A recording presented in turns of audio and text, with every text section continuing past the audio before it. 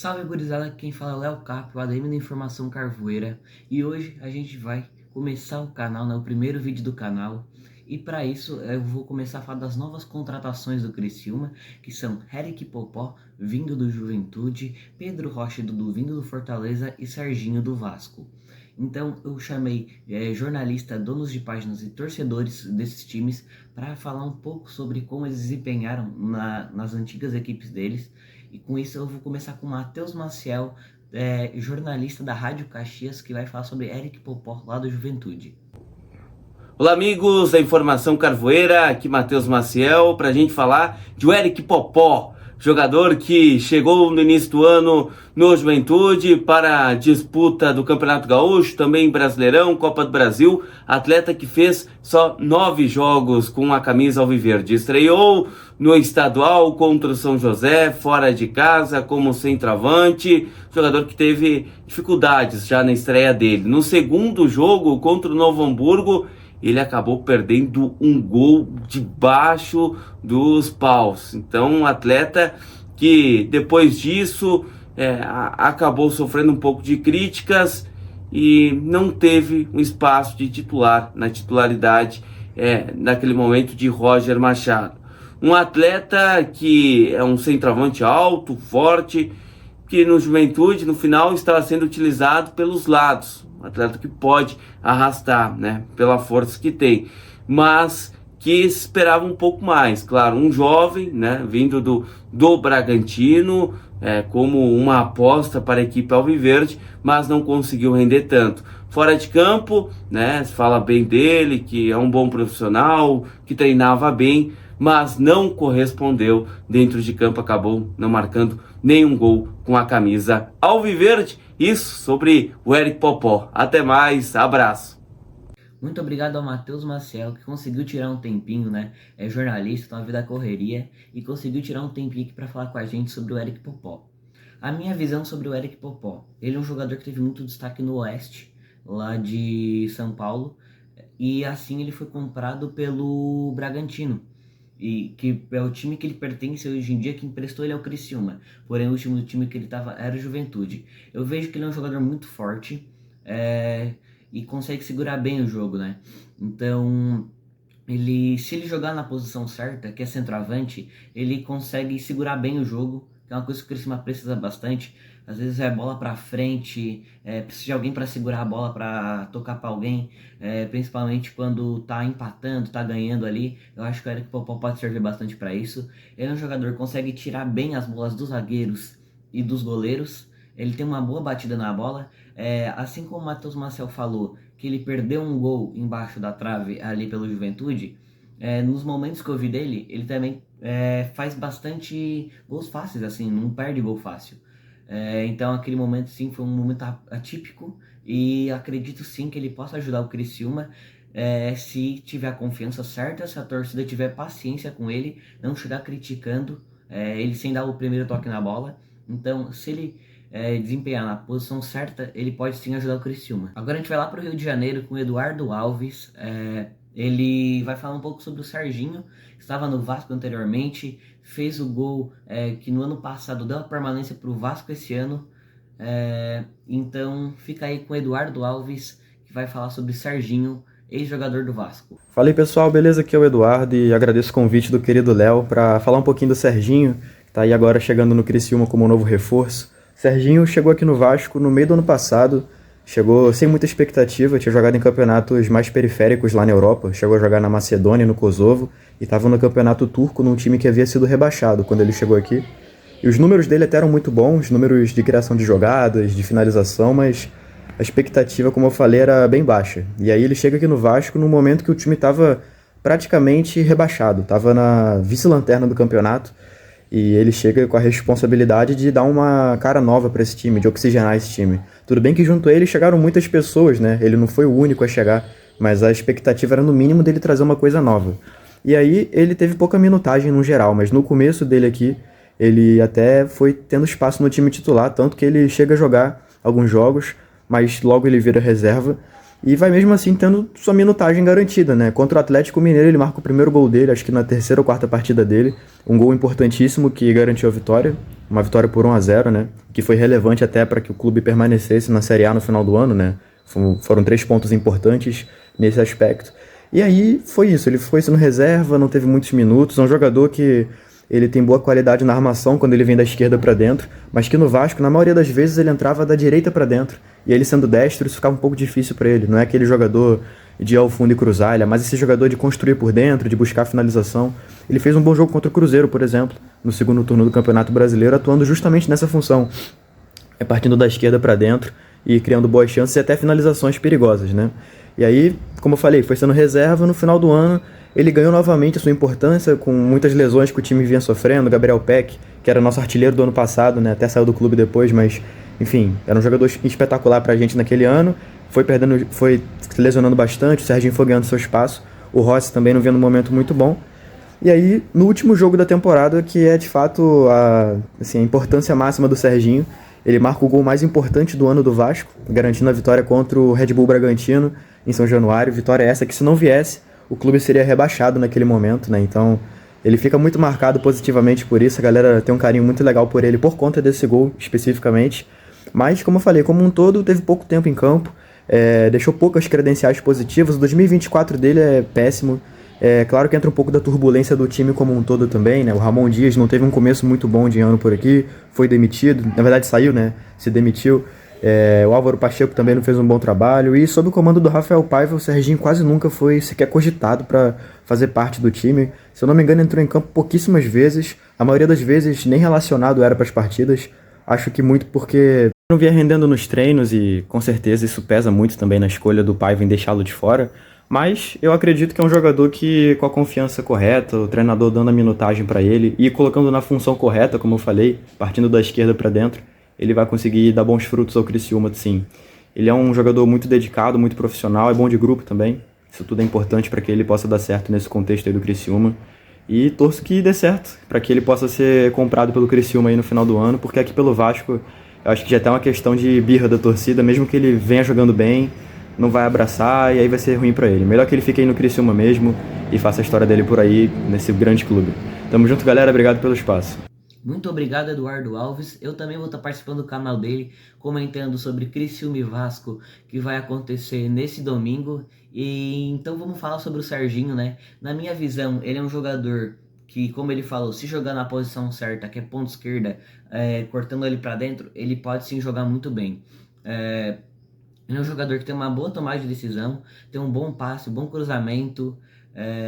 Então, eu acho sim que ele pode ajudar. É um jogador de velocidade, que é uma coisa que o Criciúma precisa bastante. Eu acho que ele se assemelha um pouco com o Alano, que também veio do Goiás aí pro Criciúma, e a torcida tá gostando dele. Veio bem xingado assim pela torcida, a torcida não gostou da contratação dele, mas em campo ele tá demonstrando um bom futebol. Apesar de não ter feito gols, ele vem sendo bastante adorado pela torcida do Criciúma, porque ajuda dando velocidade, bola pra frente, apoio. E até no jogo contra o Fortaleza, que foi o último jogo do Criciúma, eu e a maioria da torcida achamos que ele foi o melhor jogador em campo.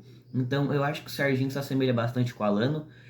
Acho difícil dar certo sim os dois juntos, mas se cada um tiver o seu espaço e jogar ali na posição certa, podem sim ajudar muito o Criciúma. Salve, salve, galera do Infocavoeira. Eu me chamo William Júnior, sou torcedor do Fortaleza e vim conversar com vocês a respeito de Pedro Rocha e Dudu, a pedido do meu amigo Léo. Galera, sobre o Pedro Rocha, vocês podem esperar um jogador muito inteligente e com boa leitura de jogo. É um cara que tem como característica dar assistências. Ele chega no Fortaleza em 2022 e faz uma temporada absurda, ao ponto de deixar o Moisés no banco, um jogador que já era muito bem quisto aqui pela torcida do Fortaleza. E em 2023, ele, numa assistência que ele dá para o Galhardo contra o Bahia, ele simplesmente sofre uma contusão seríssima e passa 9 meses afastado dos gramados. E ele volta esse ano um pouquinho claudicante, e aí ele não consegue mais ter o mesmo ritmo de outrora, né? Ele não consegue mais ter o ritmo das temporadas anteriores, mas mesmo assim ele consegue ainda dar 6 assistências na temporada, sendo ainda um dos jogadores com mais assistências pelo Fortaleza no ano. É um cara que não tem mais o poder ofensivo de partir, né, na explosão contra um marcador, mas é um cara que lê muito bem o jogo. Eu particularmente gosto muito do Pedro Rocha, e a gente entende, né, o motivo, né, de ele ter sido emprestado, porque que ele estava com concorrência muito grande, e vocês vão pegar um baita de um jogador, um baita profissional e um grande jogador. O Dudu, cara, o Dudu veio com muita expectativa do Atlético Goianiense. A torcida do Fortaleza aprovou demais a contratação do Dudu. Só que o Dudu, ele não teve muitas sequências. O Dudu, ele não teve muitas oportunidades porque ele não se encaixou bem no esquema do Vojvoda. E é um jogador de bons cruzamentos, tem uma boa infiltração, mas que infelizmente aqui não conseguiu corresponder. Sofreu um pouquinho também com contusão, mas que já estava 100%, já estava inclusive jogando, né, pelo Fortaleza nas últimas partidas. E infelizmente o Dudu aqui ele não correspondeu. Espero que eles correspondam aí no Criciúma. São dois jogadores com muita capacidade técnica, com jogadores muito profissionais, e eu acredito sim que eles vão contribuir muito com o Criciúma, para o Criciúma almejar os objetivos que ele tanto deseja, né, no Campeonato Brasileiro. Então fica aqui a nossa opinião sobre esses dois jogadores, e a gente também torce muito por eles, que eles vão bem aí no Criciúma e contribua com vocês aí nos objetivos traçados pelo clube nessa temporada. Muito obrigado ao William, que vem falando sobre esses dois jogadores que vêm do Fortaleza por empréstimo, que são o Pedro Rocha e o Dudu. Vou começar falando sobre o Pedro, porque ele é um jogador que tem uma boa tomada de decisão, é um jogador decisivo, né? Tem passagem por grandes clubes, Cruzeiro, Grêmio, Flamengo, Atlético Paranaense, onde ele fez até gol em final de Copa do Brasil. É um jogador muito rápido. Apesar dele ser alto, até para um ponta, que é a posição que ele joga com maestria, assim, podemos dizer, que ele é um jogador muito rápido, muito inteligente, ele tem um passe excelente. A maioria das vezes lá no Fortaleza ele veio do banco, mas mesmo vindo do banco ele conseguiu dar 6 passes para gol em 20 jogos. Só que assim, ele não tem 20 mil minutos em campo, ele tem muito menos porque a maioria das vezes ele veio do banco. Então é um jogador que vem de uma lesão séria no joelho, só que a gente tem que ter paciência para ele, porque se a gente não tiver paciência com ele e deixar ele jogar certinho na posição dele, é um jogador que vem para ser titular do Criciúma, sem dúvidas, e pode vir ajudar muito o Criciúma com gols decisivos, passos decisivos. E então eu acho que, para mim, é o jogador com mais nome que o Criciúma trouxe nessa janela de transferências, e também é o melhor jogador, tanto historicamente quanto fisicamente e tecnicamente, principalmente. É um jogador muito inteligente que pode sim agregar muito para o Criciúma no restante dessa temporada. Agora a gente vai falar sobre o Dudu, que é um lateral direito ofensivo, assim como o Claudinho, só que não tanto. O Claudinho ele é muito marcado pela torcida por não ter uma defesa tão boa. Eu acho que ele já foi pior nesse quesito e agora vem melhorando bastante. Só que eu acho que o Dudu pode vir muito para ajudar o Claudinho. O Claudinho é um menino que na base ele jogou principalmente de meia. No Catarinense ele jogou de ponta, e também na reta final da Série B do ano passado ele jogou de ponta, e a torcida gostou muito dele jogando de ponta. Tem Cate também, só que a gente não tinha outra opção a ele se não fosse ele jogar de lateral. Até tinha o Jonathan, só que a gente sabe que a qualidade do Jonathan e do Claudinho, o Claudinho aqui e o Jonathan aqui, e o Jonathan passou muito tempo machucado, então se não fosse ele de lateral direito não ia ser ninguém. Seria o Kaique da base, que a gente acredita ainda que não esteja pronto para ser titular do Criciúma, e nem banco. Então o Dudu é um jogador que chega, achou com a contratação muito certa. É um bom jogador, jogou muito bem no Atlético Goianiense, não conseguiu entregar tudo isso no Fortaleza, mas é um jogador que tem um bom passe, um bom cruzamento, ele tem um desarme muito inteligente, ele sabe a hora certa de fazer as coisas. É um jogador que faz o simples, mas faz o simples muito bem feito.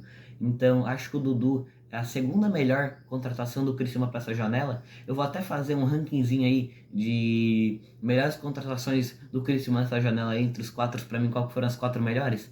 Para mim, o Pedro Rocha e o Dudu assim muito próximos, porque a gente vê, tecnicamente o Pedro Rocha é muito melhor que o Dudu, só que não é uma posição muito urgente que o Criciúma precisava de um ponta. Então eu acredito sim que foi muito certa a contratação do Pedro Rocha, mas não era tão urgente, assim como o lateral direito, que é o caso do Dudu. Então o Dudu já vem em segunda aí, logo aí embaixo assim, e depois vem o Serginho do Vasco, que é um jogador que ficou muito marcado para a torcida do Vasco de forma positiva pelo gol que fez na última rodada do Campeonato Brasileiro do ano passado contra o Bragantino, que particularmente também é a última rodada do Criciúma, que desse Brasileirão da Série A.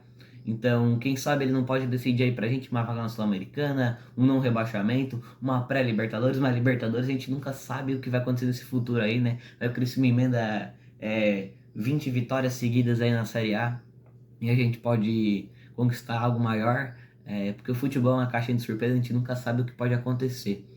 Então, terceira colocação, eu coloco o Serginho vindo do Vasco. Acho sim que é uma boa contratação, como eu falei, um jogador que se assemelha muito com o Alano e acredito que tecnicamente isso é até melhor. Ele é bem zoado por ser o Serginho Kosovo, o Serginho Macedônia, mas é um jogador que pode ajudar muito o Criciúma. Embaixo dele eu boto o Eric Popó, que pode sim ajudar o Criciúma, como eu falei, mas é o jogador mais novo, então ele não tem muita experiência, não teve destaque depois do Oeste, então é um jogador que jogou bem em times menores. A torcida do Juventude caiu em peso em cima dele porque não estava jogando bem, mas acredito, como eu falei, se jogar na posição certa e a gente der a confiança para ele, ele pode sim ajudar em muito o Criciúma. Então eu vou dar até aqui uma nota aqui para a janela de transferência do Criciúma. Eu dou uma nota 7,5, tá? Eu acho que acertou sim nas contratações, mas poderia ser melhor. A gente estava vendo de trazer o Matheus Babi do Penharol, só que o Cuiabá fez uma proposta para ele de mais de 5 milhões de reais, então fica meio conturbado isso daí ainda. A gente está pretendendo trazer o Jonathan Robert do Grêmio. E, pô, é um cara que tem mais lesões do que jogos recentemente.